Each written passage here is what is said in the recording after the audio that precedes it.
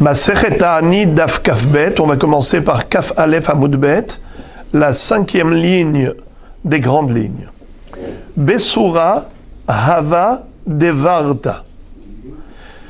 Dans la ville de Soura, qui est une ville en Babylonie, il y avait là-bas une épidémie, du déver, la peste. Et comme vous le savez, on l'avait déjà appris dans la Mishnah, que lorsqu'il y a une épidémie, il faut organiser un jeûne collectif, des prières, de sorte à annuler le mauvais décret.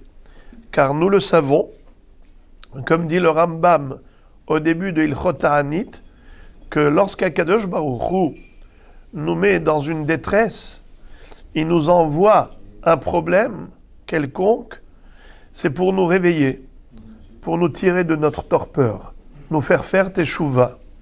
Et c'est comme ça qu'il faut organiser des jeûnes pour s'inscrire dans une démarche positive de repentir. Le jeûne et la prière et la teshuva, tout cela, ça va annuler les mauvais décrets. Et le Rambam de dire que si on ne réagit pas ainsi, d'organiser des jeûnes comme on nous l'enseigne dans la Mishnah ici de Ta'anit, eh bien c'est comme si on croyait que c'était le fruit du hasard. C'est un incident, un phénomène naturel. Il peut y avoir des catastrophes naturelles. C'est tout. Il n'y a pas de volonté d'un créateur de nous réveiller, de nous parler, de communiquer avec nous au travers de ce changement de la nature. Non, tout est le fruit du hasard. Si c'est comme ça qu'on réagit, alors chas v'shalom, la situation peut s'aggraver. Comme dit le pasuk, im telchu immi bekeri, va'alarti afani imachem bahamat keri. Si vous allez dire que c'est keri, c'est un mikré, c'est un hasard, alors, chas v'shalom, ce hasard, entre guillemets, va entraîner d'autres hasards. Parce que le but, l'objectif n'a pas été atteint. Alors, maintenant, la Gemara nous raconte que les Chachamim, à l'époque, quand il y avait des problèmes, tout de suite, ils réagissaient. Besura Hava Devarta. Dans la ville de Soura, il y avait le déver, l'épidémie. Beshvivute derav, lo hava devarta. Miraculeusement, juste dans le voisinage de Rav, il n'y avait pas d'épidémie. Savru mine, mishum zechute derav denafish. Les gens ont cru que c'est certainement par le mérite du tzaddik Ador, le grand maître de la génération, Rav, qui protège l'environnement, et c'est la raison pour laquelle, partout il y avait une épidémie, sauf dans le voisinage de Rav. Savou mine, mishum zechute de Rav de nafish. Ithaze leu behelma. Ces gens qui ont cru ça, ils ont eu un rêve. Et dans le rêve, on leur a transmis un message. Lequel? On leur a dit que non. Je vais vous le dire comme ça d'abord, succinctement, et après on va le lire. On leur a dit, Rav est trop grand pour n'avoir qu'une chose aussi petite. Ça veut dire que le mérite de Rav, il est bien plus élevé que cela. Ce petit bienfait est lié à un petit mérite. Lequel? D'un homme qui faisait du bien dans ce lieu. C'est qui? Hamilta zutraleh le Rav. Cette chose-là, elle est petite pour Rav. Et là, Mishumahu Gavra, des Shail Mara Uzvila Likvora. Quel a été le mérite de protection de ce secteur? Eh bien, c'est grâce à un homme qui faisait du chesed. Il prêtait la pioche et la pelle. Il prêtait sa pioche et sa pelle aux gens pour creuser des tombes lorsque cela était nécessaire. Lorsque la Chevra Kadisha avait besoin de pioches et de pelles pour creuser une tombe lorsqu'il y avait un défunt, eh bien, c'était lui qui leur prêtait. Étant donné que il a prêté sa pioche pour les morts, eh bien, Dieu l'a sauvé de la mort. Pas seulement lui, tout son environnement. Une deuxième histoire du même genre. Bidrokaret, dans la ville de Drokaret, Havad Alekta, il y avait un incendie. Ubishvivute de Rav Huna, lo Havad Alekta. Mais dans l'environnement de Rav Huna, il n'y avait pas d'incendie. Savour mina, bisruta de Rav Huna de Nafish. Les gens étaient persuadés que c'est grâce au mérite de Rav Huna qui habite dans ce secteur que tout l'environnement a été protégé et préservé de l'incendie. Itchazele ou behalma, Akadosh Baruch Hu leur a envoyé un message dans le rêve en disant Hay Zutral et les Rav Huna. Ce mérite est trop petit pour Rav Huna. Et là, Mishum Hay Teta. Qui est-ce qui a fait que tout ce secteur a été protégé? C'est grâce à une femme. De Mehamamta Tanura Me'erev Shabbat le Erev Shabbat. Elle allumait son tanour tous les vendredis. Elle disait, toutes celles qui veulent cuire du pain et des halot en l'honneur de Shabbat, vous n'avez pas de four, venez dans mon four, vous allez cuire votre pain. C'est-à-dire que le chesed qu'elle a fait avec le feu a sauvé tout l'environnement du feu. Elle a prêté son feu, son tanour aux gens, parce que à l'époque, il faut se remettre dans le contexte de l'époque, il n'y avait pas de bain public, il n'y avait pas de douche à la maison, c'était des bains publics, il n'y avait pas de four pour tout le monde, c'était des fours qui étaient collectifs. Et de ce fait, quand elle a fait ce chesed de prêter son four aux gens, c'est ce qui a fait que, finalement, elle a été, pas seulement elle, sauvée du feu, mais l'ensemble du secteur de la région. Comment? Mida keneged mida, mesure pour mesure. Amroulé les Rav Yehuda, Atu kamtse. On a raconté à Rav Yehuda qu'il y a des sauterelles qui sont arrivées. Et on sait que les sauterelles, elles dévorent la récolte agricole. Gazar ta'anita. Il a immédiatement décrété un jeûne collectif avec des prières. Amroulé, lokamafsedan. Ils lui ont dit, mais on voit que ces sauterelles, elles n'ont encore rien fait. Elles sont venues, mais ça va, elles ne sont pas nuisibles à la récolte. Amarlehu, zvada, aitu bahadayu. Est-ce qu'elles ont apporté avec elles des valises avec des provisions alimentaires pour ne pas se servir de notre récolte? Dans peu de temps, vous allez voir qu'elles vont faire un ravage. Alors quoi? On va attendre la catastrophe pour commencer à pleurer? Mieux vaut prévenir que guérir. Alors d'abord, on va organiser un jeûne collectif et des prières. Comme ça, on va éviter le pire. Dans le même ordre d'idées, Amroulé les Rav Yehuda, Ika motana bahazire. On a raconté à Rav Yehuda qu'il y a eu une épidémie qui a causé la mort des cochons. Gazar ta'anita. Eh bien, il a décrété un jeûne collectif. La Gemara demande, Nima kasava Rav Yehuda, Maka meshulahat, bemin ehad, meshulahat bechol aminim. A priori, ce qu'a fait Rav Yehuda, c'était inutile. Pourquoi a-t-il décrété un jeûne collectif par rapport à la mort des cochons? Ça va, des cochons, nous les juifs, ça ne nous concerne pas. On n'a même pas le droit de faire de l'élevage de cochons, même pas pour commercialiser. Alors en quoi ça nous concerne? Pourquoi a-t-il décrété un jeûne? Peut-être que Rav Yehuda pense que Maka, Hameshulahat, bemin ehad meshulahat bechol aminim.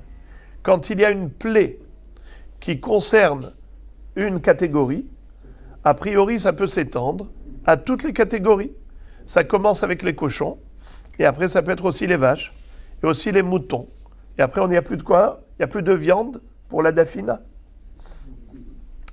Alors, peut-être que c'est pour cette raison qu'il a décrété le jeûne. L'Agmar dit, lo, ce n'est pas cela. Ce n'est pas cela ce qu'il craignait, que l'épidémie des porcs et des cochons va s'étendre aux bœufs et aux moutons, aux gros et menus bétail. Non, sa crainte est la suivante. Sha'ane hazire de damian me'ayhu libne inche. C'est-à-dire que les cochons ont un appareil digestif qui ressemble à celui des hommes. Étant donné que l'estomac et les entrailles des cochons ressemblent aux humains, alors il y a un grand risque que cette épidémie qui a frappé les cochons risque de contaminer également les humains. Donc il a dit, mieux vaut prévenir que guérir, et de ce fait, avant que cela n'arrive, qu'il y ait expansion de ce virus animal, avant que la chauve-souris touche l'humanité. Je plaisante, par rapport au corona, ils ont dit que ça a commencé avec une chauve-souris. Alors, je ne sais pas si c'est vrai ou pas, mais en tout cas, lui, ce que disait Rabbi Yehuda, c'est que les entrailles du cochon ressemblent à celles de l'humain, et il pourrait y avoir par conséquent une contamination, une contagion de ce virus des porcs. Comment ils appelaient ça à l'époque? Il y avait eu la grippe aviaire, et il y avait aussi la vache folle, et quoi aussi? Avec les porcs. Il y avait un truc avec les porcs. Non? Bon. En tout cas, voilà, c'était la réaction de Rabbi Yehuda. Amuleli Shmuel ikamotana behozae. On a dit à Shmuel que dans la ville de Hosa'a, il y avait une épidémie qui entraînait des morts, qui faisait un ravage. Gazar Ta'anita. Il a décrété dans la ville de Neardea, qui était sa propre ville, un Ta'anit. Amroulé Vehamirhak. Ils lui ont dit, mais pourquoi est-ce que tu décrètes un jour de jeûne dans la ville de Neardea, alors qu'on est tellement loin de la ville de Hosa'a? L'épidémie de villes babyloniennes, mais elles étaient loin l'une de l'autre. Alors pourquoi tu craignais? Amar, les kamarbera hachad et pasikle. En fait, je préfère la version de Rashi, qui dit Vechi marbera ika hachad et pasikle, sous forme interrogative. Il a répondu avec étonnement. Il leur a dit, dites-moi, est-ce qu'il y a un mur, une muraille ici qui sépare entre les deux villes pour dire que le virus, il ne va pas passer d'une ville à l'autre? Eh bien, le virus, il peut voyager, il peut aller d'un endroit à l'autre, et ça passe. Donc moi, je ne vais pas attendre que ça arrive ici pour décréter un jour de jeûne. Je le fais immédiatement pour annuler tout risque de mauvais décret. Hein? Ah, bravo, Hazak ou Baruch. Répétez, comment vous l'appelez? La grippe porcine. Voilà. Hazak. Je me rappelle qu'il y avait à ce moment-là, ils avaient parlé de la grippe porcine. Et donc c'est ça ce qui s'est passé à l'époque de Rabbi Yehuda. Et il a dit, on doit décréter un jeûne pour pas que la grippe porcine atteigne les humains. La Gemara raconte, Amroulé les Rav Nachman, Ikamotana Berad Israël. Il y a la mort, c'est-à-dire une épidémie mortelle en Eretz Israël. C'est ce qu'on a raconté à Rav Nachman. Gazar Ta'anita. Il a décrété en Babylonie un jour de jeûne. Amar im gevira loka shivha lachol sheken. Si déjà Eretz Israël, qui est comparable à une maîtresse, et Chutz la'aretz est comparé à une servante, si déjà la maîtresse a subi une plaie, à plus forte raison que la servante n'est pas immunisée. Donc on a tout intérêt à jeûner.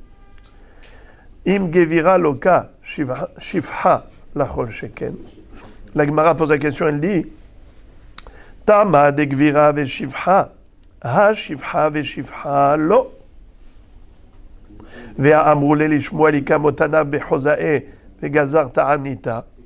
La Gemara dit, a priori, Rav Nachman, toute la raison pour laquelle il a décrété un jour de jeûne en Babylonie, c'est parce qu'il a fait un raisonnement d'a fortiori, en disant si déjà en Eretz Israël ça arrive, à plus forte raison que ça peut arriver en Chutz La'aretz.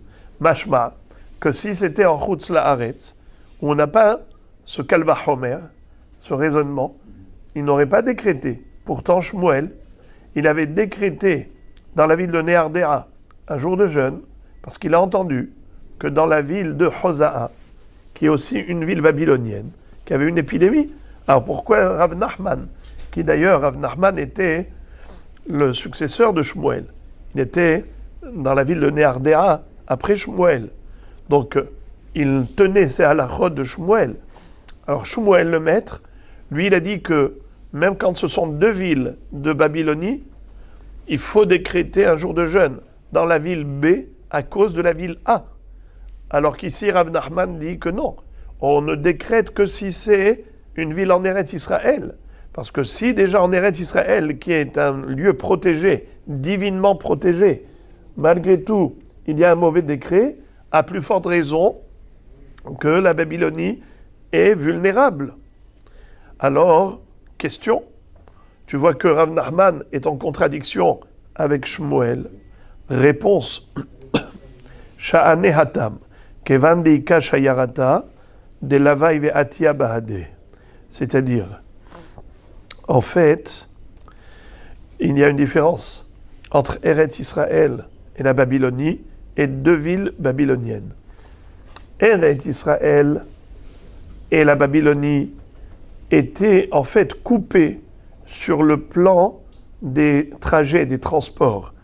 Il n'y avait pas beaucoup d'échanges. Et donc, il n'y avait pas de risque physique de propagation du virus. Alors, pourquoi, dans ce cas-là, Rav Nachman a décrété un jour de jeûne en Babylonie à cause d'Eretz Israël, mais physiquement parlant, il n'y a pas de contamination possible? Réponse, c'est pas par rapport au physique, c'est par rapport au métaphysique. C'est-à-dire que si déjà en Eretz Israël, qui est Eretz HaKedosha, qui est Eretz qui est protégé par Hachem, Aene Eretz Asher Hashem Elokecha Doreshota, Tamid Aene Hashem Elokecha Ba, Mereshit Hashana Ve'ad Harit Shana, malgré tout, Eretz Israël a subi une plaie, à plus forte raison, en Chutz La'aretz, qu'il pourrait y avoir aussi un mauvais décret. Pour ça qu'il a jeûné. Mais au niveau de villes de Chutz La'aretz, Hosa'a et Néardéa, c'est pas par rapport à ce Kal Vachomer. C'est pas au niveau métaphysique. Sur le plan métaphysique, il pourrait y avoir un décret dans la ville de Hosa'a et il n'y a pas de décret dans la ville de Néardéa. Là, il y a un problème physique de propagation. La contamination, elle peut se faire physiquement, puisqu'il y a des transports, des allers-retours entre Hosa'a et Néardéa en Babylonie. Donc il peut y avoir des gens qui sont porteurs de ce virus, qui vont aller de là à l'autre ville, et ils vont contaminer les gens de manière naturelle. C'est pour ça qu'il a décrété un jeûne, pour qu'Akadosh Baruch Hu ait pitié et qu'il protège cette ville qui n'a pas été touchée par le virus. Puisqu'on parle des tzadikim, on avait vu tout à l'heure deux histoires extraordinaires où il y avait un incendie qui n'a pas éclaté dans la région où se trouvait cette femme qui prêtait son four. On a vu que l'épidémie ne s'est pas répandue dans le lieu où il y avait ce tzadik qui prêtait sa pioche et sa pelle pour creuser des tombes lorsqu'il y avait besoin et que la Chevra Kadisha n'avait pas le matériel nécessaire. Lui, il est dépanné. Alors, grâce à cela, il n'y avait pas de mort. Lui, il aidait les morts, il n'y avait pas de mort, il n'y avait pas d'épidémie, bien qu'il y avait partout, sauf dans son secteur. La Gemara, maintenant, va nous raconter encore une histoire du même genre, où nous voyons qu'il y avait des tzadikim qui étaient en connexion directe avec Hachem. incroyable.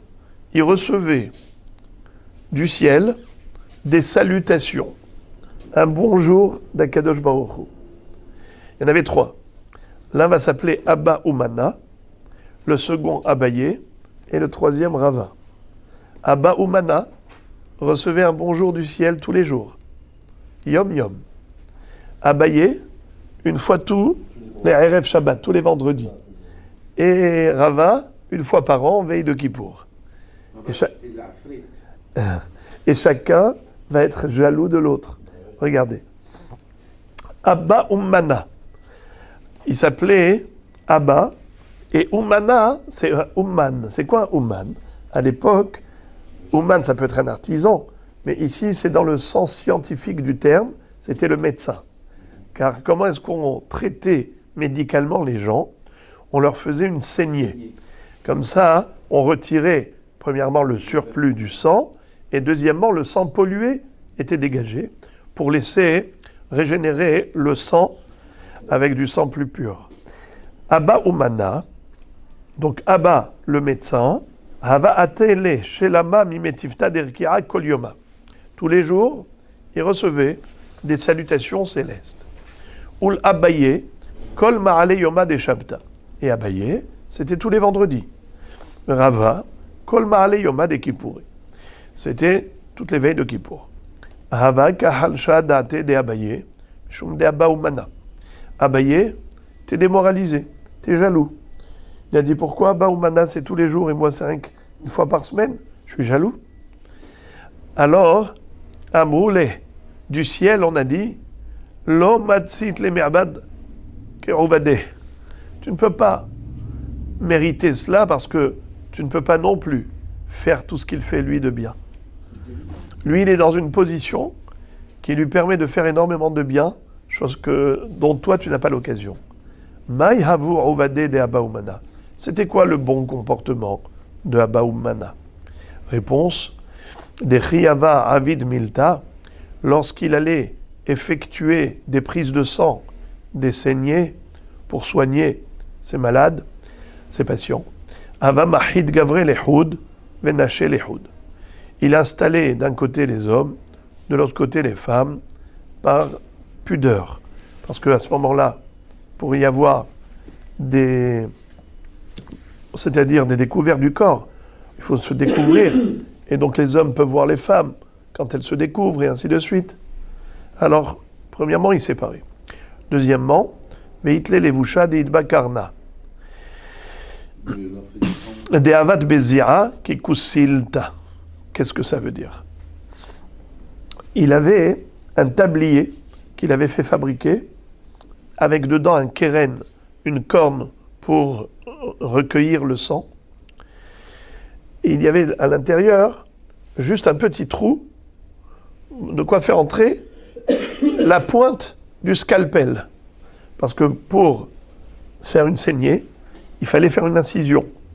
Cette incision, il faisait au travers, au bout de cette corne. Là-bas, c'était ouvert à peine, et c'est comme ça que le sang allait gicler à l'intérieur de cette corne, ce keren qu'il allait remplir, cette fiole.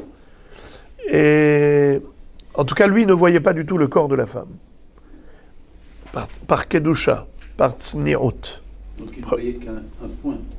Oui, juste l'endroit, Bédiouk. Ouais. Juste l'endroit pour le scalpel.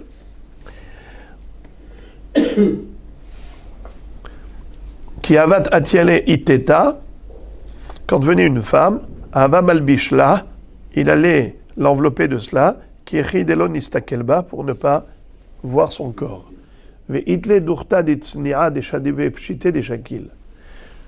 Et qu'est-ce que ça veut dire? Lorsque il avait terminé le traitement médical, il devait se faire payer. Évidemment, c'était sa parnassa. Donc comment on le réglait? Pas directement. On ne lui remettait pas l'argent en main propre. Il mettait dans une pièce à part un endroit, une coupa, pour mettre dedans l'argent. Et les gens allaient déposer. Et pourquoi? Il a mis dans une pièce à part et pas directement. De itle, shadebe. De l'itle, l'omirsif. Celui qui a les moyens de payer, déposait l'argent là-bas. Celui qui n'en avait pas les moyens, eh bien, il le dispensait ce règlement. Qui ava mitramele, tsorva merabanan, et lorsque venait chez lui un Talmid Chacham pour se faire soigner, agramine lo shakil, il n'acceptait pas un paiement, un règlement d'un Talmid Chacham.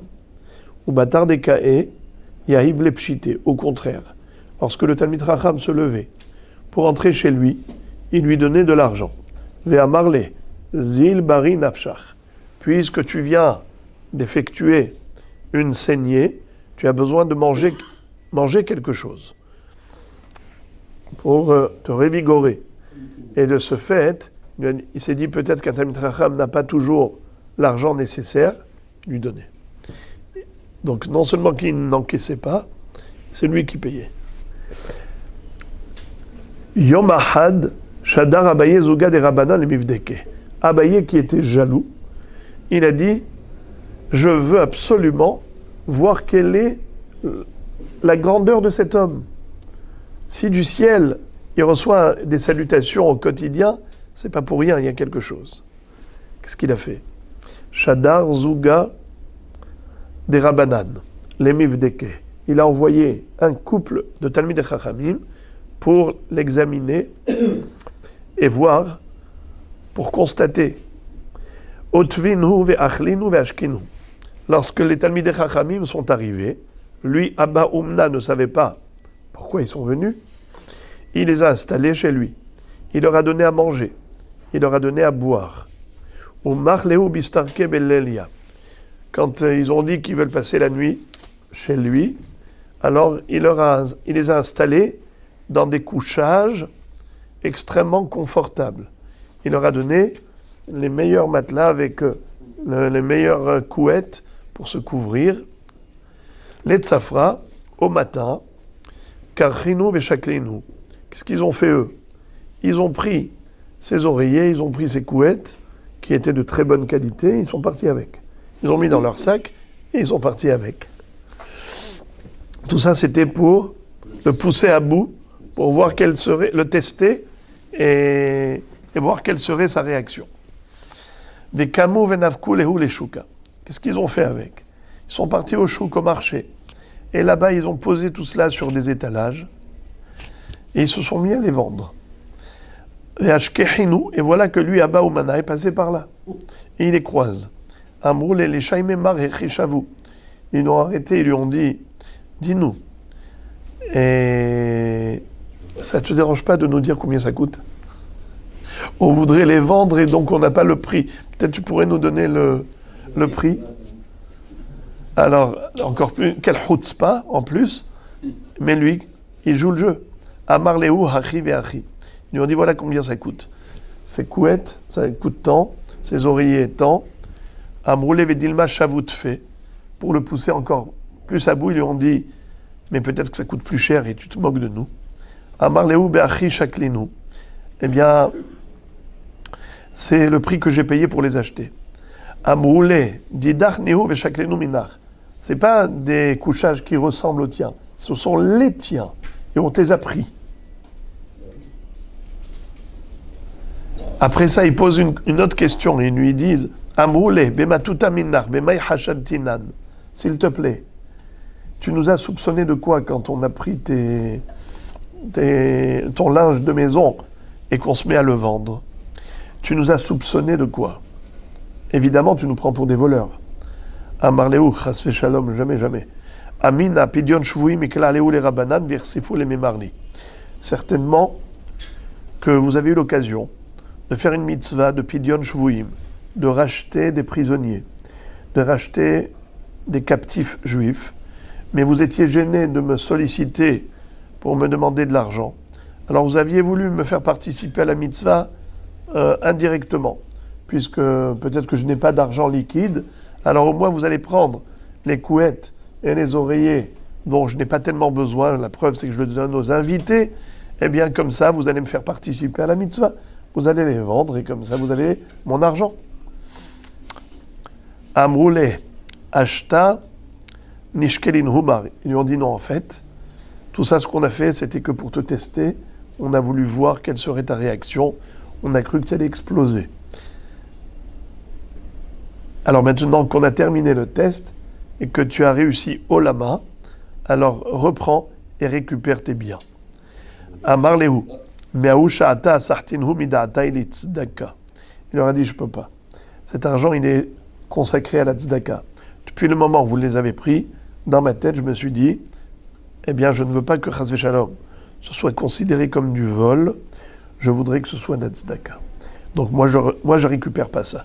Ça, vous le vendez, vous donnez l'argent à Anim.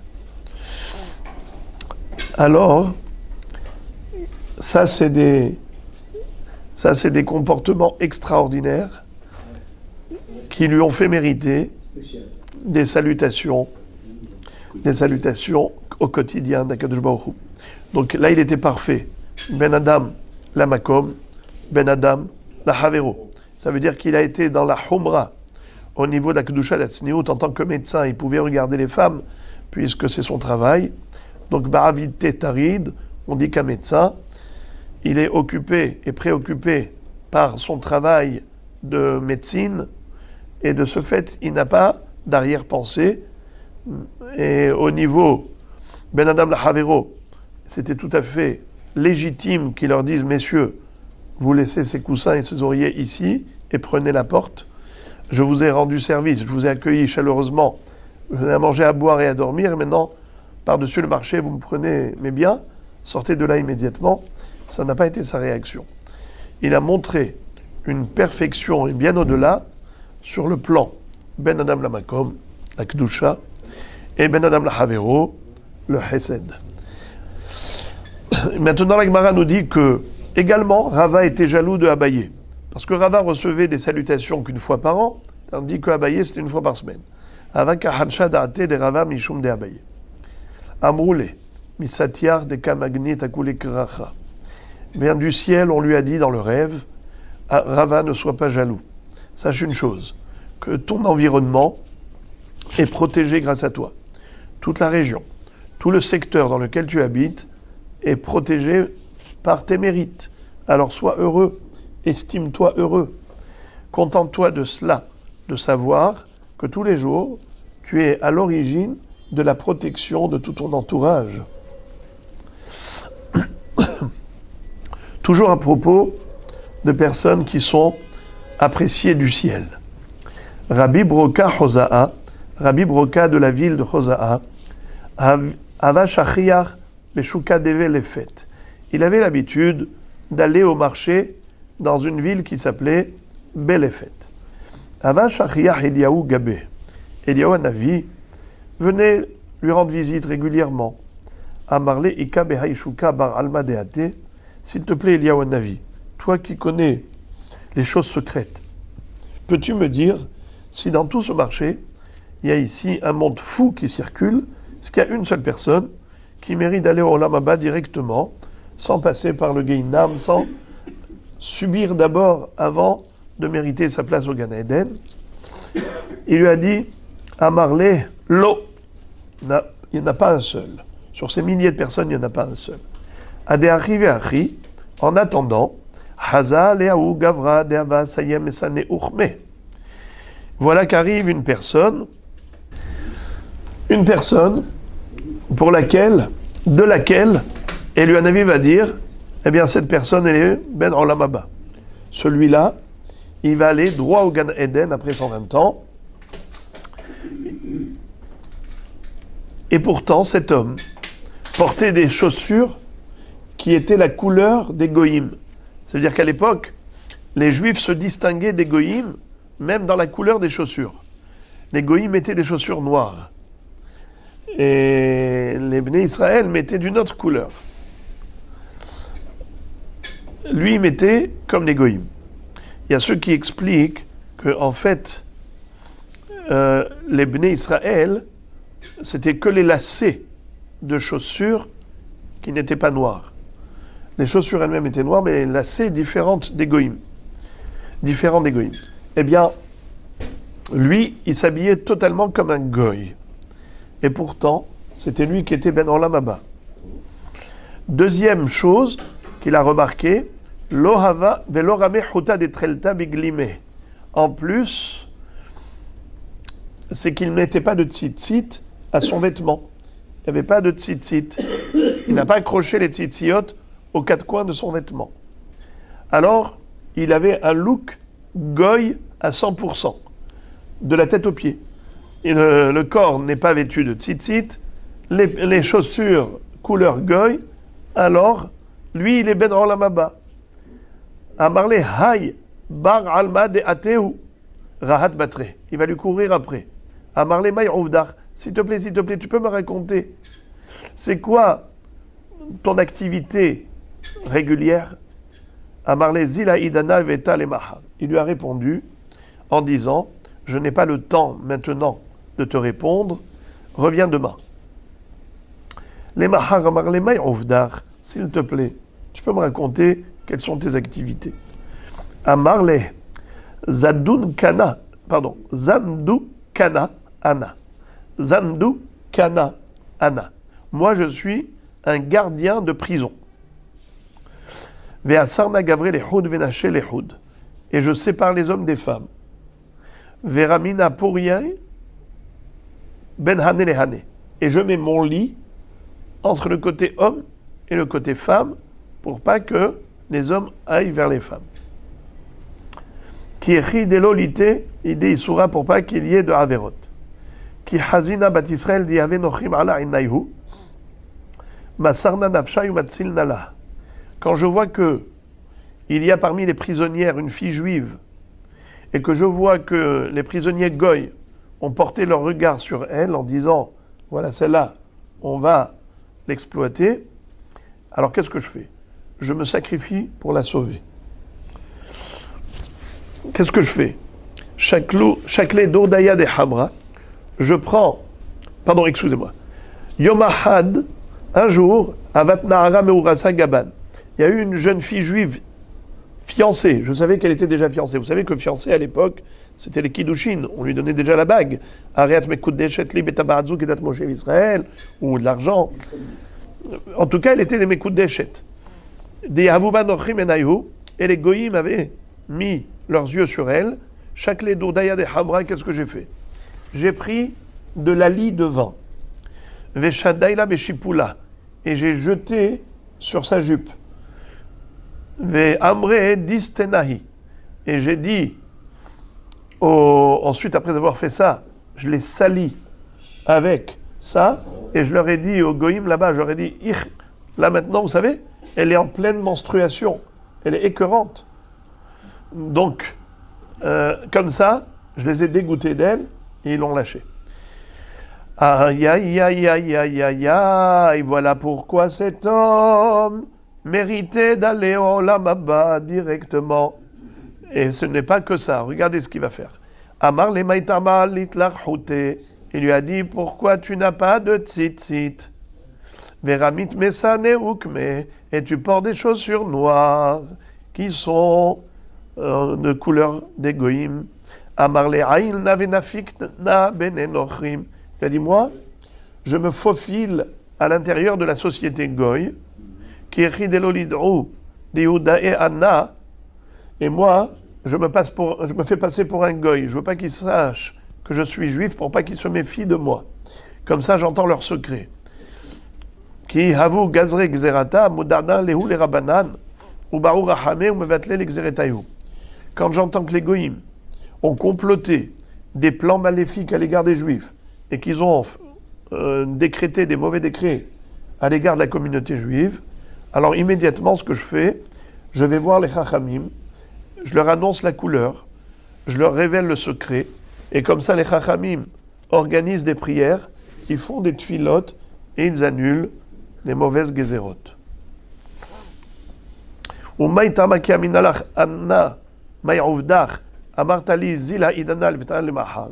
dit, pourquoi est-ce qu'hier, quand je t'ai sollicité, tu ne voulais pas me répondre? Tu m'as dit, reviens demain. Qu'est-ce que tu étais en train de faire? Il lui a dit,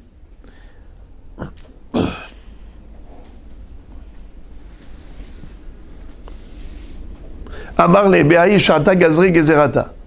Il a dit, parce que justement, hier, j'étais en pleine mission. Laquelle? Les Goïm avaient été Gozrim, des Xérot contre Israël. Ils avaient décrété des complots contre Israël. Ve'amina. Moi, je me suis dit, je vais tout de suite, avant qu'il y ait de pogrom, je vais tout de suite, Berecha, Izid, Ve'ashma, Léou, les Rabanan. Je vais tout de suite annoncer la couleur au Chachamim, des Liv'ei Rahamé ala des Milta, pour qu'il prie Hachem qu'il n'y ait pas de pogrom et de persécution de la communauté juive. Donc, pendant que Rabbi Broca était en train de discuter avec cet homme, extrêmement méritant, il se passe autre chose. Adeachi ve'achi, atu, hanach, tre. En attendant, arrivent encore deux hommes. Ate ve'amarle, hanach nami bene alma de ate ninu.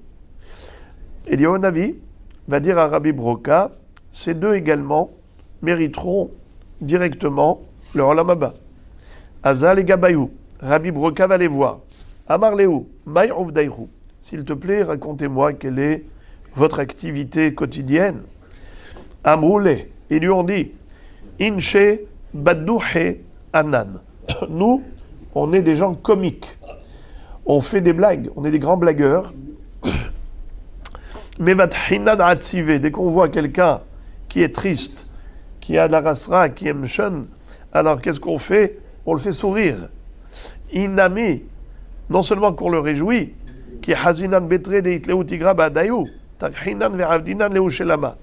Quand nous voyons deux personnes qui sont en conflit et qui sont en dispute, qu'est-ce qu'on fait? On détend l'atmosphère. On commence à faire des blagues à l'un et à l'autre, jusqu'à ce qu'ils commencent à rire et à sourire.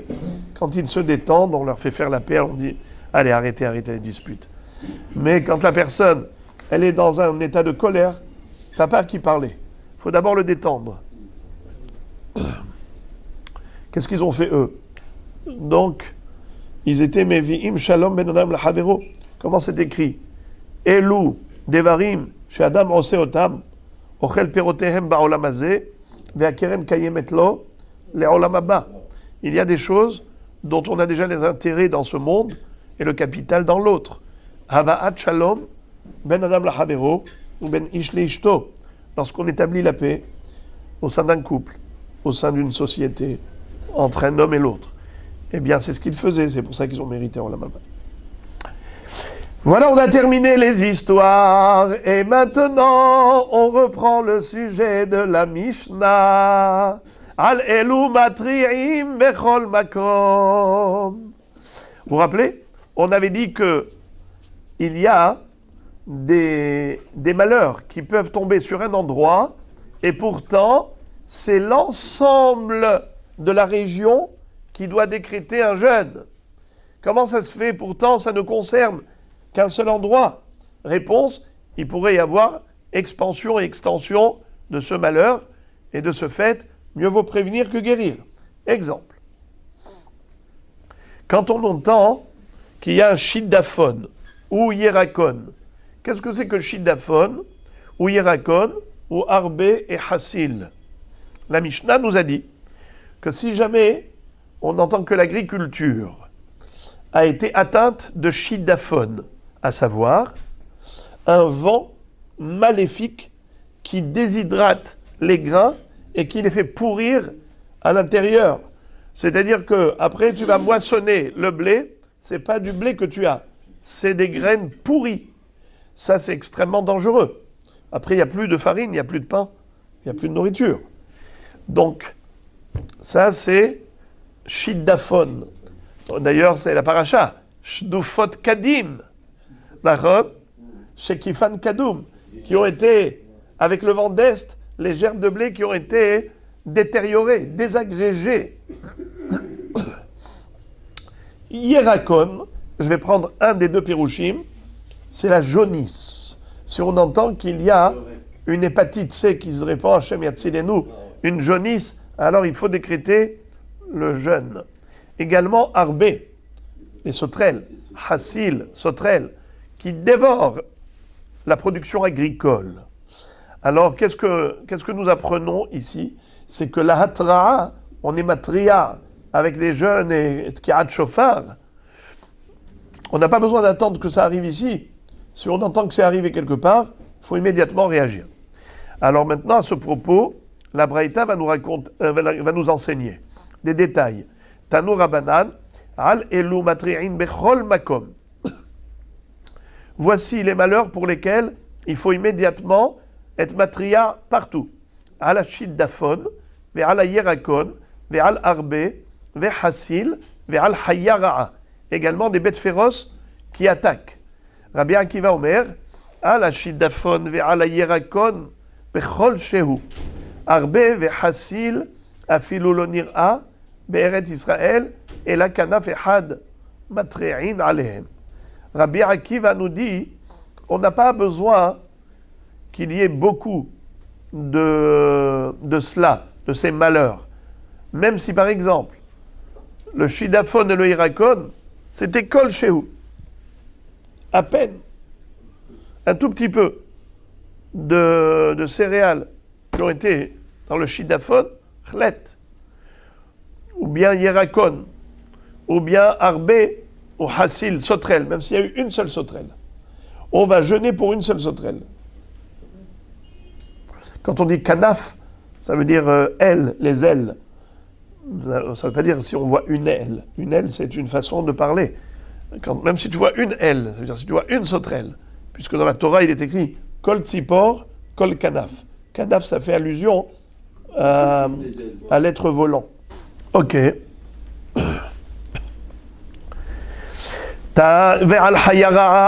Et on a dit que pour les bêtes féroces, pareil. Tanu Rabanan hayara she'amru bizman shehi meshulahat matri'in aleha enna meshulahat en matri'in aleha.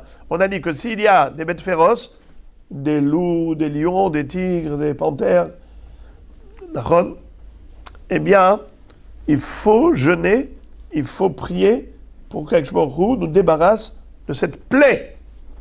Mais quand est-ce qu'il faut, en effet, organiser des jeûnes et ainsi de suite? C'est seulement si elle est envoyée du ciel. On voit que c'est un décret céleste. Mais si c'est naturel, alors pas besoin d'organiser des jeûnes. Alors la Gemara va dire, comment tu peux savoir? Regardez ça. C'est-à-dire que des animaux se promènent dans la ville? Tout de suite, on va voir ça, bravo. La Gemara dit comme ça. Hayara she'amru bizman she'i meshullahat matri'in aleha. Enna meshullahat en matri'in aleha. Si la bête elle a été envoyée du ciel, alors en effet, il faut jeûner. Si elles ne sont pas envoyées du ciel, mais c'est naturel, inutile d'organiser des jeûnes. Ezoi meshullahat, mais ezoi shena meshullahat. Comment peut-on savoir? Réponse. Nir'it ba'ir meshullahat. Bassade enna meshullahat. Si ces bêtes féroces pénètrent la ville, la zone urbaine, l'agglomération où vivent les humains, alors c'est que c'est envoyé du ciel. Là, il faut jeûner. Mais s'ils sont dans les champs, dans la forêt, c'est naturel. Également, bayom meshullahat, balayla ena meshullahat. Quand on a dit dans la ville, elle s'appelle meshullahat, c'est seulement en journée. Mais si c'était la nuit, même dans la ville, il pourrait y avoir dans la ville une bête féroce. Il y a des sangliers qui se promènent à Haïfa. Vous avez déjà vu ça? À Haïfa, ici à Natania, ils ont dit, il y a énormément de chats à Natania. Ils ont dit, arrêtez de pleurnicher les Netanyati. Allez-y voir à Haïfa. Vous préférez les chats de Haïfa ou vous préférez les sangliers de Haïfa? Estimez-vous heureux. Alors, ouais, là-bas, dans les poubelles, là-bas, les chats que vous voyez dans les poubelles à Natania, eh bien, c'est les sangliers là-bas. La nuit, vous avez des hordes de sangliers la nuit. Ra'ata shene bene Adam veratzta harehem meshullahat. Si, dans le champ, elle a vu deux personnes, deux hommes, et elle leur court après. Normalement, la bête, quand elle voit une seule personne, elle est capable de s'attaquer à elle, mais quand elle en voit deux, même dans le champ, même dans la forêt, elle ne devrait pas s'attaquer à deux personnes. Si elle s'attaque à deux, c'est qu'en effet, c'est un décret, c'est une plaie du ciel pour laquelle il faut décréter un jour de jeûne afin d'annuler cette gézéra. Nehbet mi penehem ena meshulahat. Par contre, si on voit que elle prend la fuite et elle essaye de se cacher, dans ce cas-là, en effet, ce n'est pas considéré comme étant extraordinaire, ce n'est pas un décret divin. Tarfa shene bene Adam, ve'achla ehad mehem, si elle a attaqué deux hommes, elle n'a mangé qu'un seul, elle a dévoré qu'un seul, meshulahat. Achlash nehem ena meshulahat. Mais si elle en a mangé deux, si elle les a dévorés les deux, alors il n'y a pas de jeûne à... Elle n'est pas meshulahat, ce n'est pas un décret divin. Qu'est-ce que c'est que cette histoire? C'est le monde à l'envers, là. Eh bien, Rabota, écoutez bien. Si elle les a mangés les deux, c'est qu'elle avait faim. Si elle a tué les deux, elle n'a mangé qu'un seul, c'est qu'elle n'avait pas besoin de tuer les deux. Donc elle a tué juste parce que c'est un décret divin. Parce qu'elle ne devait pas les tuer les deux, puisqu'elle avait faim que d'un seul. Alors elle aurait dû tuer un seul et le manger, puisqu'une bête en général, elle ne tue pas pour tuer, elle tue pour manger. Donc pourquoi elle a tué les deux? Si c'était que pour la faim, alors elle aurait dû tuer qu'un seul et le manger à lui. Pourquoi elle a tué les deux, elle a mangé qu'un seul? Ça c'est un décret divin. Mais si elle les a dévorés tous les deux, ce n'est pas un décret divin, c'est qu'elle avait faim, elle a mangé les deux.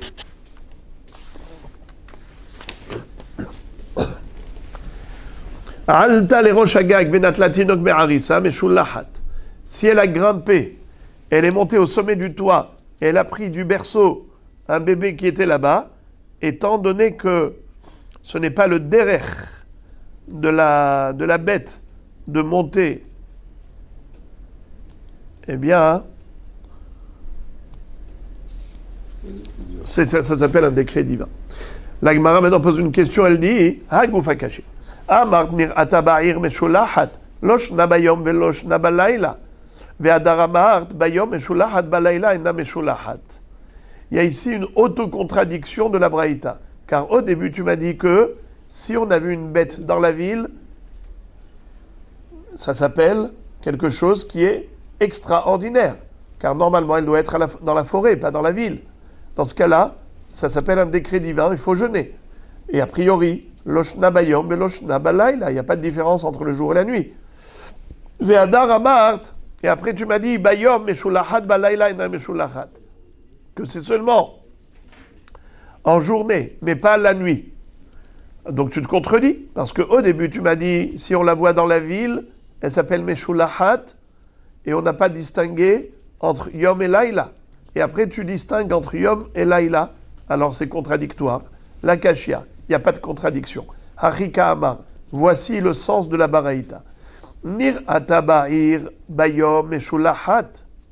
Si on a vu une bête féroce en journée dans la ville, ça s'appelle qu'elle meshulahat. C'est un décret divin. Ba'ir balayla ena meshulahat. Si on l'a vu en ville pendant la nuit, ena meshulahat, elle n'est pas envoyée du ciel. Inami basade afelu bayom ena meshulahat. Ou bien si tu la vois dans le champ, même en journée, elle n'est pas envoyée du ciel. Quand est-ce qu'elle est considérée envoyée du ciel? Que si on a les deux critères réunis. C'est premièrement, c'est Bahir, deuxièmement, Bayom. Mais s'il manque l'un des deux critères, soit que c'est Bahir, Balayla, soit que c'est Basadeh, Bayom, ça ne s'appelle pas Meshulahat, ce n'est pas un décret divin. Pas besoin de jeûner. La Gemara continue d'analyser cette braïta. Et elle dit, qu'est-ce que tu as dit dans la braïta? Ratash ne bene adam veratzta harem meshulahat. Ha'omedet ena meshulahat. Ve'adar amart nehbet mipenehem ena meshulahat. Ha'omedet meshulahat. Qu'est-ce que ça veut dire? Dans la braïta, il semble encore qu'il y ait une autocontradiction. Car on a dit que si elle a vu deux hommes et qu'elle leur a couru après, elle les a poursuivis, meshulachat, c'est qu'elle est envoyée du ciel. Ha'omedet ena meshulachat. Mashma, sous-entendu, que si elle ne les a pas poursuivis, elle leur a pas couru après, alors ça ne s'appelle pas un décret divin. Pas besoin de jeûner. Ve'adar amart Nehbit mipene yamena meshulachat. Après, tu me dis, si elle s'est cachée en voyant ces deux hommes, ena meshulachat. Elle n'est pas envoyée du ciel. Ha'omedet meshulachat. Mais si elle ne se cache pas, si elle n'a pas peur, ça veut dire qu'elle est envoyée du ciel. Alors il faut se décider. Quel est le digne de Omedet? Omedet, ça veut dire elle est debout sans se sauver. Elle se tient là sans fuir, même en voyant les deux hommes. Est-ce que c'est Meshulachat ou pas Meshulachat? Si tu déduis de la Récha, tu vois que non, puisque c'est écrit que Dafka, si elle leur a couru après, c'est là que c'est dangereux. Mais si elle leur court pas après, ce n'est pas dangereux. D'accord, ce n'est pas un décret divin. Et après, tu me dis que non, c'est seulement si elle s'est cachée, elle s'est enfuie. C'est là qu'elle n'est pas Meshulachat. Mais si elle est restée à sa place sans avoir peur, ça s'appelle Meshulachat. Donc c'est contradictoire. La Kashia. Kan besade asmucha le agam. Kan besade shen asmucha le agam. Qu'est-ce que ça veut dire? Ça dépend. Parfois en Medet, c'est Meshulachat. Parfois en Medet, ena Meshulachat. Si elle est à proximité d'un endroit où elle peut se cacher, alors elle n'a pas peur. Elle se tient debout parce qu'elle sait que si jamais ces deux hommes vont la poursuivre, elle a où se cacher. Parce qu'elle a un agam qui se trouve juste à côté. C'est quoi agam? Agam, c'est un endroit où poussent les roseaux. Puisqu'à côté des plans d'eau, on a beaucoup de feuillage, beaucoup de roseaux. Et donc elle se dit, au pire, s'ils viennent pour l'attraper, eh bien, elle va pouvoir s'enfuir à l'intérieur de la faune. Mais si on est dans un endroit qui n'est pas Samour la gamme, ça veut dire qu'on est dans un champ ouvert, en rase campagne. Là, ici, elle se tient debout, elle n'a pas peur. C'est dangereux, ça. Ça, c'est contre nature. C'est menaçant. C'est un danger. Alors là, il faut jeûner. Akadosh Baruch Hu a créé la nature de l'animal de manière à ce que l'animal ait peur de l'homme. Tamshilehu b'ma'aseh yadecha kol shatat ahad raglav tzoneh va'alafim kulam gam ba'amot ya'ar. Ça veut dire que un homme est la couronne de la création. Les minéraux servent les végétaux, tous les deux servent l'animal, tous les trois servent l'homme. L'homme est là pour servir Dieu. Eh bien, si l'animal n'a pas peur de l'homme, c'est qu'il y a eu un problème. Lequel? La Gemara dit que en ahaya sholetet ba'adam ad shenidmet lo kebehema shenemar nimshal kabehemot nidmu. Ça veut dire que la hayara'a, la bête féroce, si elle attaque l'homme, c'est que l'homme lui paraît être une bête à deux pattes. Ça veut dire que cet homme a perdu sa neshama. Donc elle ne voit plus en cette personne un homme. Elle voit cet homme comme un animal, comme un singe. Le Or HaChaim HaKadosh, il a attrapé le lion par l'oreille. Quand on lui a dit, un lion qui circule dans les rues. Il a dit, viens là. Rentre là-bas, dans ta cage. Rabbi Ephraim en Kawa était monté à dos de lion, avec un serpent autour du cou du lion, pour tenir les rênes.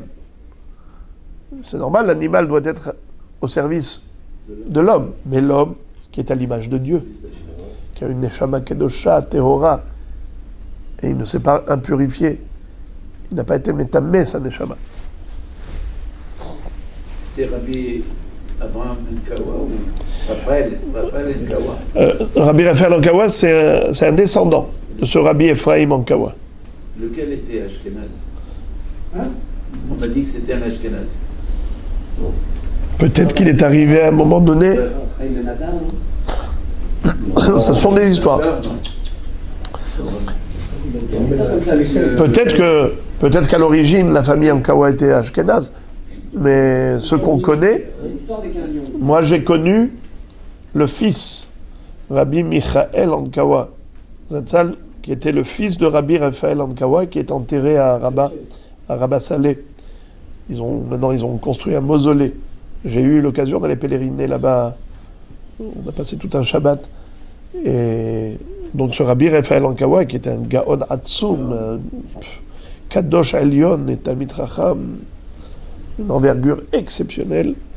Il a écrit plusieurs livres de halakha. Lui était descendant de ce Rabbi Ephraim Ankawa, duquel on raconte cette histoire qu'il a chevauché un lion et qu'il a tenu la tête avec un serpent.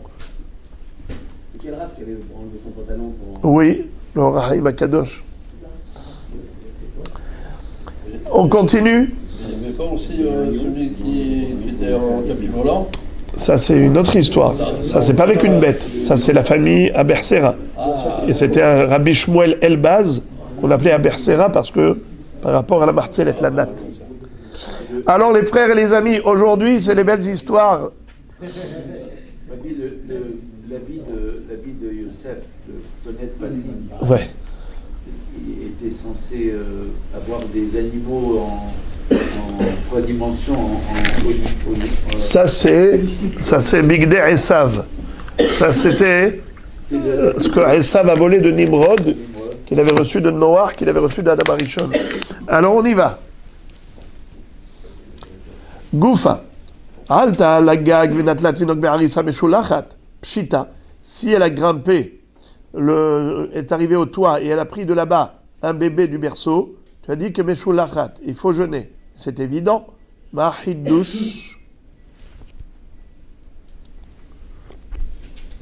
Si déjà, en ville, pendant la journée, tu dis qu'il faut jeûner à plus forte raison, si elle grimpe là-haut, Amar Papa, Bekouché de Tsayade.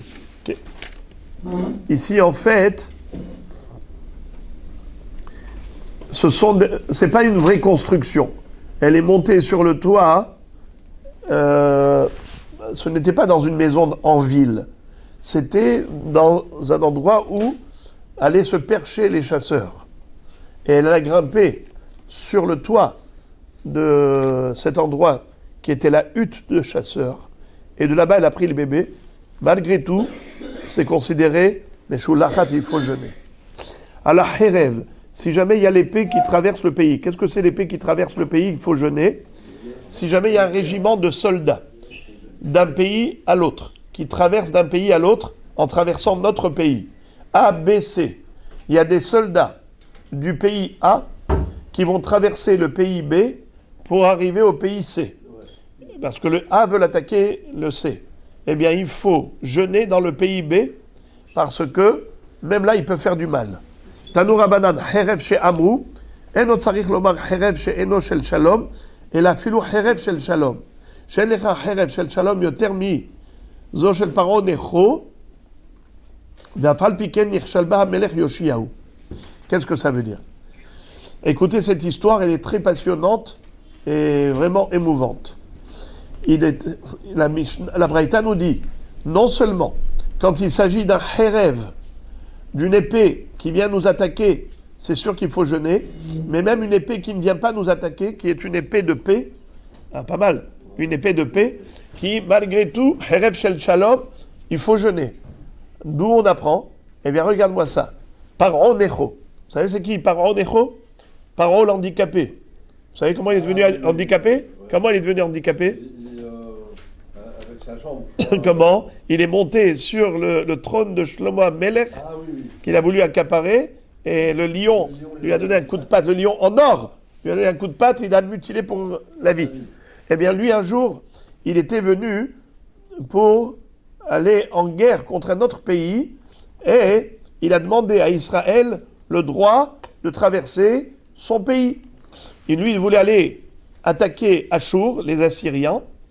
Alors, Paro Necho a dit à Yoshiyahu, le roi de Yehuda, s'il te plaît, laisse-moi traverser ton pays. Parce que je voudrais gagner du temps, abréger et raccourcir mon chemin. Qu'est-ce qu'a fait Yoshiyahu? Il lui a dit non. Il lui a refusé. Pourquoi il lui a refusé? Écoutez-moi ça. Vaishlach elam malachim lemor. Mali valach melech Yehuda. Lo alecha ata hayom, ki el bet milhamti. Ve'Elohim amar leva'aleni, hadda lecha me'Elohim asher imi, ve'al yashchitecha. Qu'est-ce que ça veut dire? Le roi égyptien, Pharaon Necho, a dit à Yoshiaou, pourquoi tu m'empêches de traverser ton pays? Moi aujourd'hui je ne vais pas t'attaquer, moi je vais aller attaquer les autres. Parce que mon idole m'a dit d'aller maintenant attaquer les Assyriens. Maï Elohim Asher Imik, ça veut dire quoi? La divinité qui est avec moi. Amarav Zo Avodazara. Il a dit, mon idole, ma divinité, aujourd'hui, ne l'excite pas, n'hérite pas la colère de mon idole, hein, Yoshiaou. C'est comme ça que répond Pharaon Necho à Yoshiaou, qui refuse de le laisser passer. Alors écoutez-moi ça. Il lui dit, attention, il va te détruire mon idole. Elle va te détruire. Qu'est-ce qu'a dit? Qu'est-ce que s'est dit Yoshiaou? Amar, ho'il vekabatar be'avodazara yachil nale. Puisque Paro, il s'appuie que sur la force de son idole de Avodazara, et moi je m'appuie sur Hachem, eh bien je n'ai pas peur. Écoutez-moi ça, ça va être terrible, terrible. Et il est dit à ce propos, Vayoru ayorim la melech Yoshiaou, Vayomer amelech la Avadav, ha'aviruni ki aholeti me'od. Je vous lis le passouk d'après que vous n'avez pas sous les yeux. Vayaviru avadav min hamerkava vayolichu Yerushalayim vayamod vaykaver bekivrot avotav. Yoshiaou, qui était sûr que Dieu allait l'accompagner, le soutenir, le protéger de Pharaon Necho, ça n'a pas été le cas. On va voir qu'il va être criblé de flèches. Et il va mourir dans cette guerre. Tout de suite de là-bas, il va dire au moment où il a été atteint, avec les dernières forces qui lui restaient, il va dire, enlevez-moi d'ici, emmenez-moi ailleurs, parce que ça y est, il a été atteint mortellement. Maintenant, qu'est-ce qui s'est passé? Comment se fait-il que Dieu ne l'ait pas protégé? L'autre, il s'appuie sur la Avodazara, et lui, il s'appuie sur Hachem. Alors, écoutez quelque chose d'incroyable. D'abord, Maïki Aholeti Meod. Que veut dire quand il a dit qu'il est tombé gravement malade? Ils ont fait de son corps un tamis. Ça veut dire qu'il a été criblé de flèches, entièrement perforé.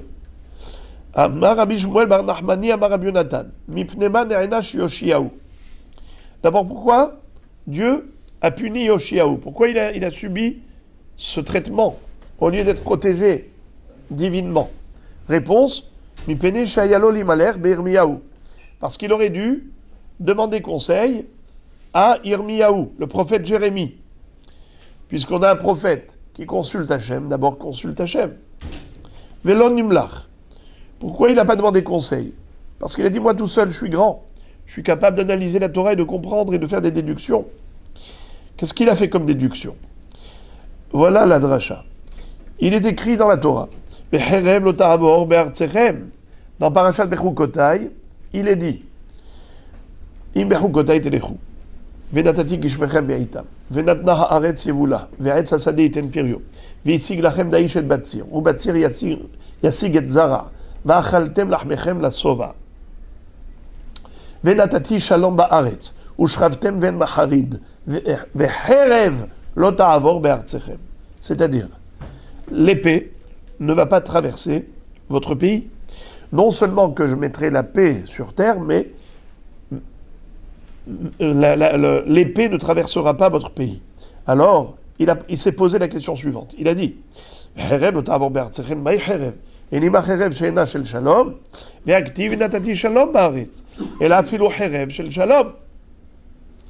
il s'est dit, mais attends, Dieu nous a promis que si nous marchons droit dans les voies de la Torah, eh bien, deux choses.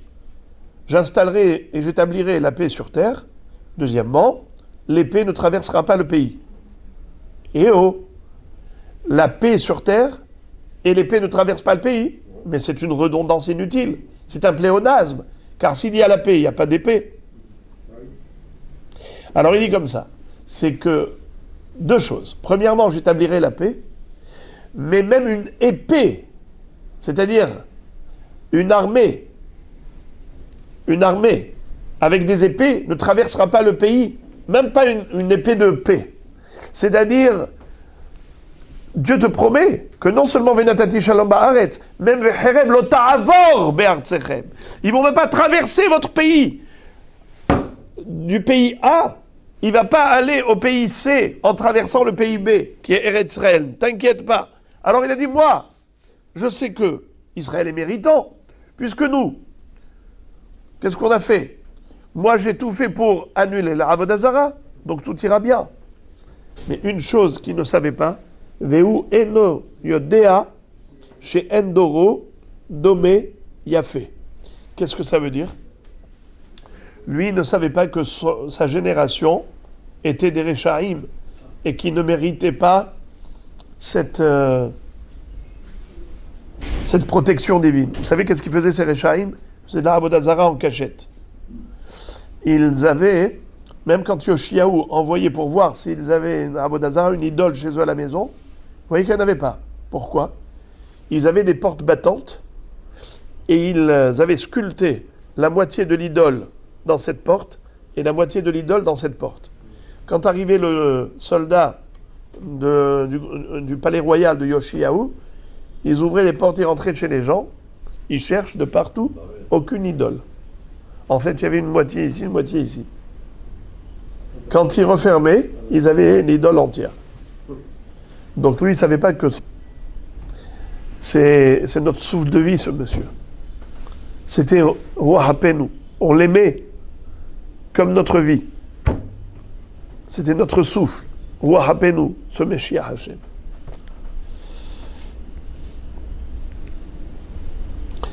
On va rapidement continuer. Maaseh veyardu zekenim Yerushalayim ve'arehem. Un jour, les Ekenim d'Eretz Israël sont descendus, les Ekenim du Sanhédrin sont descendus depuis Jérusalem jusqu'à leur ville pour aller décréter des jeûnes par rapport à quoi? Par rapport à un shidaphon qu'on a trouvé à Ashkelon. Dans la ville de Ashkelon, il y a eu un shidaphon. Combien? Kimlo pitanour, à peine l'équivalent de l'entrée du tanour. Vous savez c'est quoi l'entrée du tanour? Lorsqu'on fait rentrer le soufflet dans l'orifice du fourneau, c'est à peine un tout petit peu. Rien que ça y avait, eh bien, rien qu'à cause de ça, l'équivalent de ce volume de shidaphon, et ils ont décrété le quoi? Ils ont décrété quoi? Le jeûne. Parce qu'ils ont eu peur que ça s'étende, qu'il y ait une propagation de ce shidaphon. Tashma, Kimlo Pitanour. La Gemara dit Kimlo Pitanour et pas Kimlo Tanour. Ça veut dire c'est pas de quoi remplir un four entier, c'est de quoi remplir juste à peine du pain, de quoi remplir le volume d'un orifice. Ve'adayin tivreleu kikisuya de tanura. Odilma kidara de rifta, darle les puma de tanura. La Gemara, quand elle dit pitanour, la Mishnah, quand elle a dit pitanour, la Gemara se demande qu'est-ce qu'elle voulait dire pitanour. Est-ce que c'est juste le trou du soufflet ou bien est-ce que c'est kisuya de tanura? La Gemara dit Kimlo pitanour, c'est pas ça. C'est pas le trou du soufflet, c'est de quoi remplir boucher le haut. Parce que vous savez qu'à l'époque, ils avaient des tanourim de forme conique. C'était en argile. On mettait d'abord comment on appelle ça, le combustible. Et ce combustible qui était sur une plaque, sur la base. Et ensuite, une fois qu'on avait allumé le feu, on recouvrait avec le tanour qui était de forme conique. Et à l'intérieur, il y avait comme une petite porte d'abord sur le côté, et on faisait rentrer ensuite le pain qu'on collait sur les parois du tanour. Alors la Gemara dit, qu'est-ce que ça veut dire kimlopi tanour? Est-ce que kisuya de tanoura, c'est-à-dire qu'en haut, on mettait de la pâte juste pour recouvrir le tanour, donc c'était l'équivalent d'un pain, odinva kidara de rifta, de adarle les puma de tanoura, c'est-à-dire que peut-être que ce sont toutes les pitotes à la fois qu'on met sur toutes les parois du four, ça s'appelle pitanoura, teko, on ne sait pas. Donc c'est sûr que ce n'était pas l'équivalent du petit orifice du soufflet, c'est l'équivalent soit de là-haut, soit de tous les côtés. Teko, ça veut dire qu'on n'a pas de réponse. Be'od, Gazrut Ta'anit al-Shachlu Ze'evim Shnetinokot. Dans la Mishnah, on a vu que ils avaient décrété un jeûne parce qu'il y a eu 2 loups qui ont mangé 2 bébés. Amar Oula Mishum Rabbi Shimon ben Yod Sadak, Ma'aseu Bal'u Ze'evim Shnetinokot, Veki Derech Betarei. Une fois, il y a eu malheureusement 2 bébés qui avaient été dévorés par 2 tinocotes, mais en fait... 2 loups. 2 loups. 2 tinocotes qui ont été dévorés par 2 loups, mais ils ont été avalés entièrement. Étant donné qu'ils avaient été engloutis, ces 2 bébés, entièrement dans le corps des loups, figurez-vous qu'après, ils les ont fait sortir entièrement au travers, non pas vivants, morts, mais au travers de leur... c'est-à-dire que dans les excréments est sorti le corps. Ils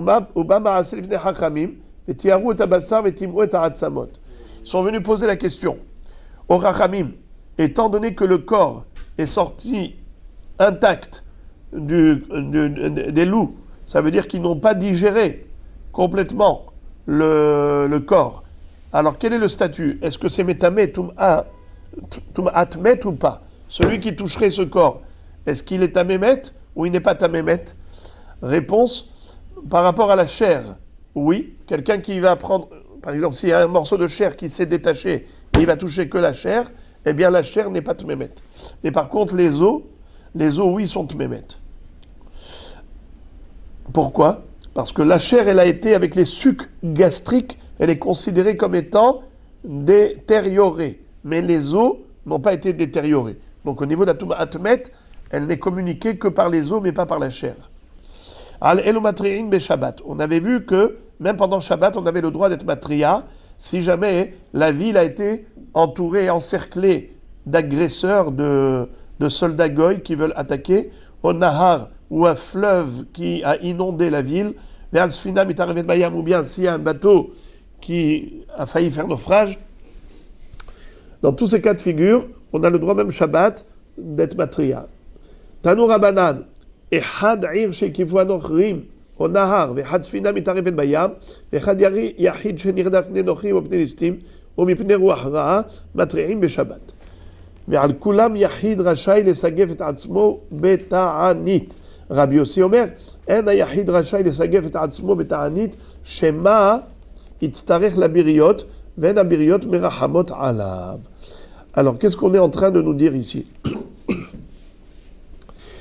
Si il y a un problème collectif de toute la région, c'est-à-dire de toute la ville, une ville qui était menacée par les Nochrim, ou bien la ville qui est menacée par le Nahar, la crue du fleuve, ou bien un bateau qui risque de se noyer.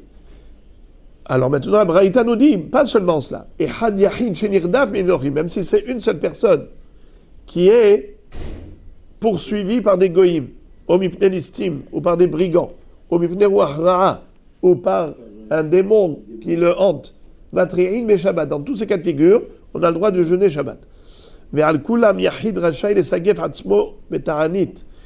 Et de manière générale, pour tout cela, un Yahid a le droit. Même si c'est Shabbat?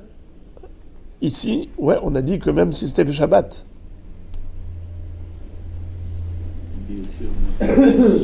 Rabbi Yossi Omer, en Yahid rachai lesagef et atzmo beta'anit, shema itztarech labiriot, ven abiriot merachamot alav.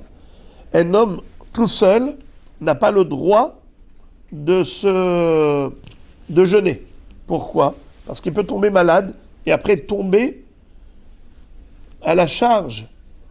Il va se retrouver à la charge du tzibour. Et le tzibour risque de ne pas avoir pitié de lui.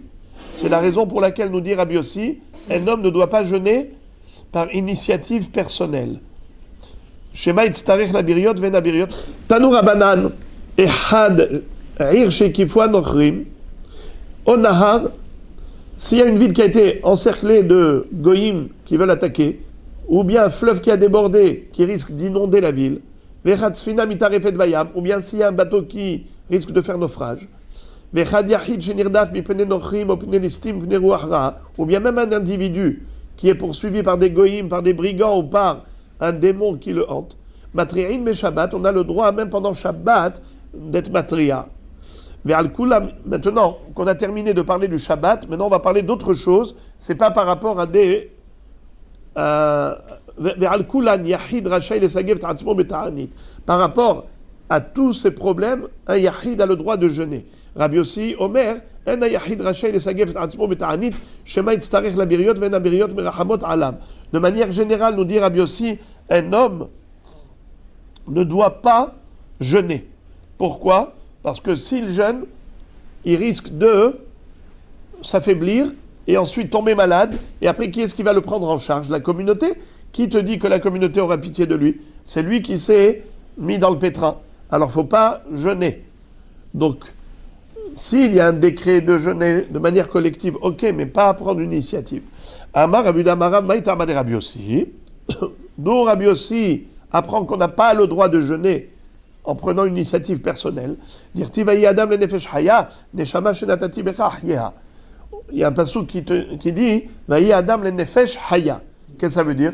Dieu t'a donné un Nefesh. Haya, Tahyeota. Dieu t'a confié une âme à toi de maintenir une âme saine dans un corps sain. Tu ne dois pas te mettre en danger. Ton corps doit être en bonne santé. Donc c'est une mitzvah de préserver sa santé afin de ne pas perdre son âme. Shimron at-Timni Omer, Shimron de la ville de Timnat disait, Afalat Dever, même pendant Shabbat on a le droit de jeûner pour une épidémie, pour arrêter une épidémie et annuler un mauvais décret. Ibaya Lehu, la Gemara se demande, Lo hodulo hachamim be Shabbat aval bechol hodulo, o dilma lo hodulo klal. Est-ce que la kavana ici, quand on a dit que les hachamim n'étaient pas d'accord avec Shimron at-Timni, est-ce qu'ils ne sont pas d'accord avec lui que Shabbat, mais ils sont d'accord qu'un jour de Hol, on a le droit de jeûner pour une épidémie? Ou bien, peut-être que non. Ils disent que même un jour de Hol, il ne faut pas jeûner de peur que les gens viennent à jeûner pendant Shabbat. Alors, qu'est-ce que veut dire la Mishnah quand elle dit Lohodulo? Est-ce que Lohodulo bichlal ou bien Lohodulo rek be-Shabbat? Tashma, de la braïta suivante, on peut déduire la solution. Detania, matri'in ala dever be-Shabbat, ben tsarich lomar be-Hol. Tanakama, qu'est-ce qu'il dit? Que même Shabbat, il faut jeûner pour annuler un mauvais décret, à plus forte raison, un jour de Hol. Rabbi Hanan ben Pitom talmido shel Rabbi Akiva, mishum Rabbi Akiva Omer, en matri'in ala dever kol ikar. C'est-à-dire que même un jour de Hol, il ne faut pas, de peur qu'il fasse un ta'anit pendant Shabbat. Il ne faut pas que ça soit sa préoccupation première. Nachon. Alors, Rabotaï, là, je vais m'arrêter. La suite, elle est passionnante. Il y a des histoires extraordinaires. On verra ça demain, Be'ezrat Hashem. Chazak ou Baruch.